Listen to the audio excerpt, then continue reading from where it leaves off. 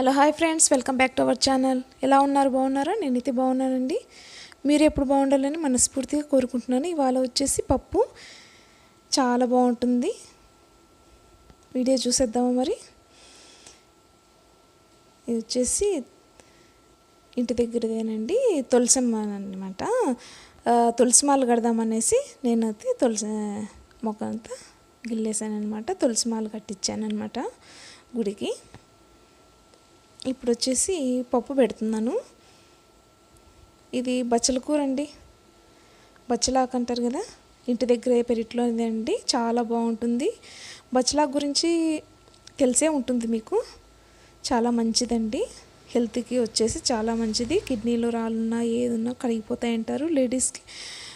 లేడీస్కి ఏదైనా ప్రాబ్లం వచ్చినా చాలా బాగుంటుందంట. ఈ ఆకు తింటే చాలా మంత్లీ డేట్ అవుతుంది కదండి, సరిగ్గా బాగా ఒక్కొక్కరికి కొంతమందికి బ్లీడింగ్ ఎక్కువ అవుతుంటుంది.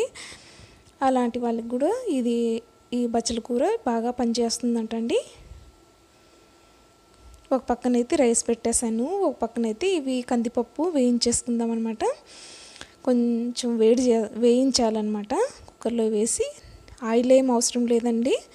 కందిపప్పు వేసాను, వేయించేస్తున్నాను అనమాట. మంచి స్మెల్ వస్తుంది, చాలా బాగుంటుంది. పచ్చిమిర్చి తీసుకున్నానండి, పచ్చిమిర్చి తీసుకున్నాను అనమాట. కొత్తిమీర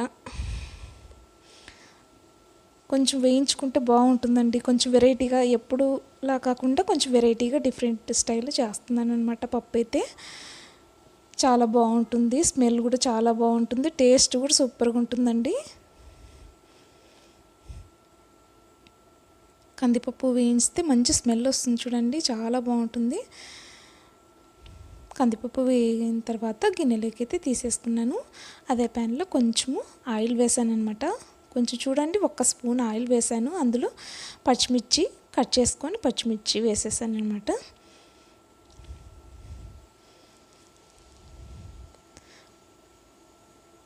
బచ్చల కూర పప్పు అయితే చేస్తున్నాను నేను. బచ్చల ఆకు పెట్టి అంతా ఏమేమి ఆకు పెడతాను అనేది చూడండి. ఇంకా 3 రకాల ఆకులు పెడతాను అనమాట.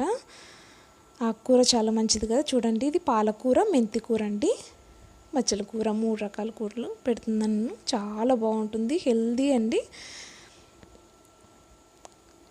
పచ్చిమిర్చి వేసాను. ఆ తర్వాత వచ్చేసి బచ్చల ఆకు అంతా కట్ చేసి పెట్టేశాను. నీట్గా కడిగి కట్ చేసి పెట్టేశాను అనమాట. వేసేసుకోవాలి, కొంచెం బాగా ఫ్రై చేసుకోవాలి, చాలా బాగుంటుంది. కొంచెం ఆయిల్ వేసి, 1 స్పూన్ ఆయిల్ వేసి కొంచెం ఫ్రై చేసుకుంటే బాగుంటుందండి. స్మెల్ చాలా బాగుంటుంది, పప్పు కూడా టేస్ట్ సూపర్గా ఉంటుంది. ఇవి వచ్చేసి పాలకూర, మెంతి కూర వేసేసాను. కొంచెం బాగా ఫ్రై చేసుకోవాలి. పప్పు వచ్చేసి కడిగి పెట్టేసాను అనమాట. కడిగి మంచినీళ్ళు పోసి నానబెట్టేసుకుందాం పక్కన.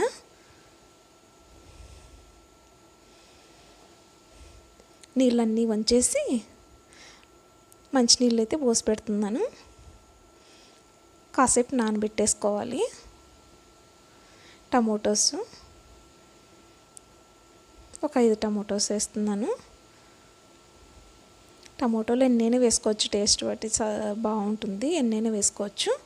టమోటోస్ ఎక్కువ వేసుకున్నామనుకోండి, కొంచెం చింతపండు తక్కువ చేసుకోవాలి, అలాగనమాట. కొంచెం చింతపండు తగ్గించి వేసుకుంటే సరిపోతుంది. టమోటాలన్నీ వేసేసాను. బాగా కొంచెం ఫ్రై చేసుకుందాము. ఉల్లిపాయ ముక్కలు వేస్తున్నాను.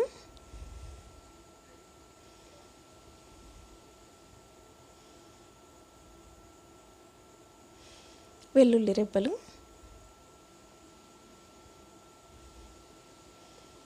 ఇది తిరువాతకి అంతా రెడీ చేసి పెట్టేసుకోవాలి. వెల్లుల్లి రెబ్బలు, ఉల్లిపాయ అన్నీ కట్ చేసి పక్కన పెట్టేసుకుందాం. కొంచెం ఇందులో చూడండి, పసుపు వేసాను, చిటికెడు పసుపు వేసాను అనమాట. ఇవి జీలకర్ర అండి, జీలకర్ర కొంచెం వేసాను. కలిపేసుకుందాం బాగా.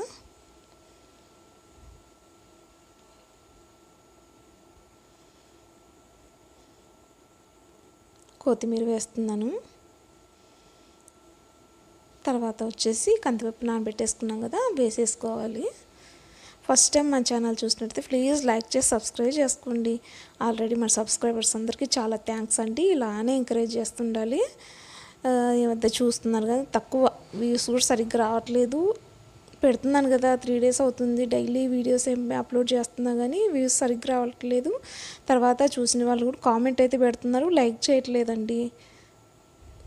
లైక్ ఇవ్వట్లేదు, కామెంట్ పెడుతున్నారు కానీ లైక్ చేయట్లేదు.